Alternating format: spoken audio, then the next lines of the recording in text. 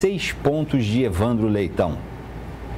Boa noite, né, Tardan, o pessoal que acompanha a gente. Eu acho que nesse atual momento é a disparada do Evandro, Tardan, porque a liderança ali do André Fernandes já era uma coisa que estava meio consolidada, não só no Datafolha, como todos os outros institutos. Quase todos que a gente está colocando estão botando patamares muito parecidos. Números variam muito, principalmente ali entre o Capitão Wagner e o Sarto, né? Eu acho que o Datafolha coloca eles até num patamar mais abaixo do que outros institutos. A Atlas Intel deu ontem, por exemplo, um crescimento do Sarto, ainda que continue na liderança ali os candidatos do PT e do PL, né?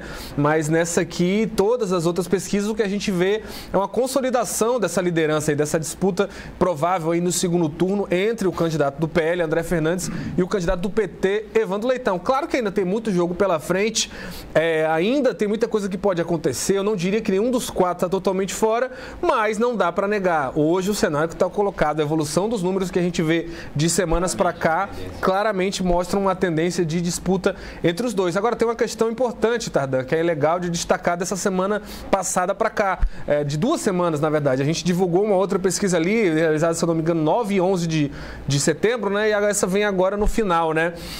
E o que aconteceu? Tem 2 notícias positivas para o Evandro. Além do Evandro crescer, o seu único candidato que cresce acima da margem de erro, né? O Evandro também manteve a taxa de rejeição dele instável ali em 29%. Enquanto os candidatos da direita, que disputam ali também, que com certeza um deles deve ir pelo menos para o segundo turno, é o que se projeta, né?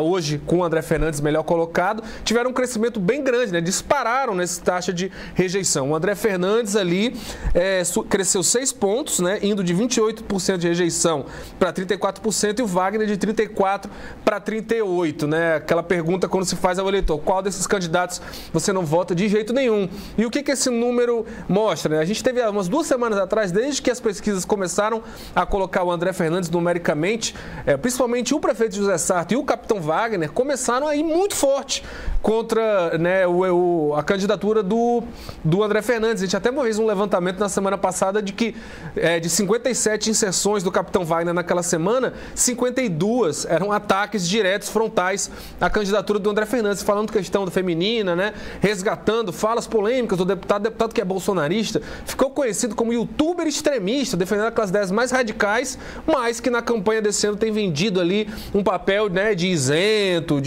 não fala muito de ideologia, você não vê ele quase falar do Bolsonaro, apesar de ter ali nos adesivos e tudo mais, tem se vendido mais como candidato de propostas, práticas e tudo mais.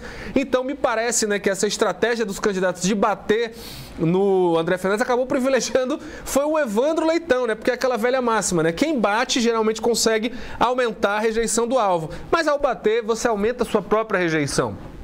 Muito eleitor do capitão Wagner que migrou para o André Fernandes, ou que poderia migrar, ou que tem ali um perfil conservador, deve ter ganhado muita rejeição ao nome do Wagner ao ver ele usar esses temas para atacar o André Fernandes, o ex-aliado. Então o Wagner dispara aí 6 pontos na rejeição e o André Fernandes também, né?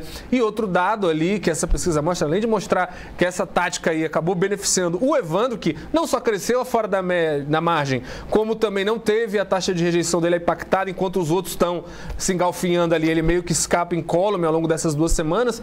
Também tem a questão de que mostra que a televisão, o rádio, né, e a TV, né, estão mais vivos do que nunca. Muita gente falava, né, que isso já mudou, vai ser as redes sociais.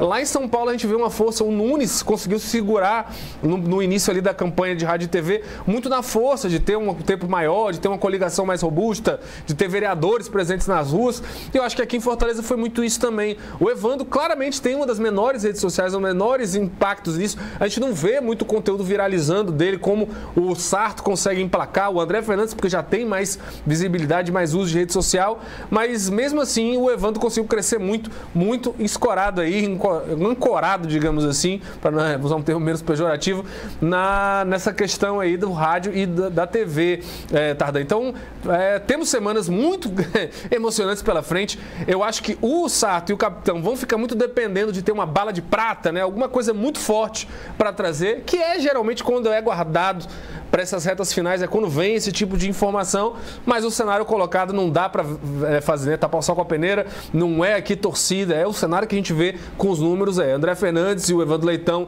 são favoritos e se seguir do jeito que tá, é capaz de o Evandro Leitão chegar no primeiro turno na frente, Tardan. Ao menos que, é claro, Fortaleza surpreenda na hora que abre as urnas, né? O que costuma acontecer.